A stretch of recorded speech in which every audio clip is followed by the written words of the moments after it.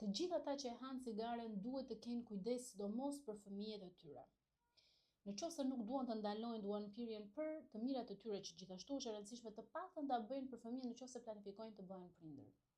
Unë jo pa qëllim thash e han cigaren, sepse në Shqipëri ka vënë një fenomen të frikshëm, të tmerrshëm, që konsumohet kaq shumë cigare, çdo sasi cigare është e dëmshme, por këtu unë nuk e di, jam e surprizuar, e shokuar se si pau fiku një cigare ndizet tjetër, është bërë si një lifestyle, është bërë kaq e zakonshme. Dhe vjet re besoj se të gjithë e keni parë në çdo kafe të mundshme. Ajo që unë po thoja që është shumë e rëndësishme është që duanpirja sjell dëmtime jo të materialit gjenetik drejt për drejt, sepse materiali gjenetik është si një fjali e shkruar që nuk ndryshon, por ndryshojnë ato ndryshimet epigjenetike që në një mënyrë të thjeshtëzuar unë do të thoja që janë si çelësa që ndezin dhe fikin gjenet. Ndezin dhe fikin gjenet që janë të përfshira në mekanizma që çojnë drejt shumë sëmundjeve, më e rëndësishmja kanceri.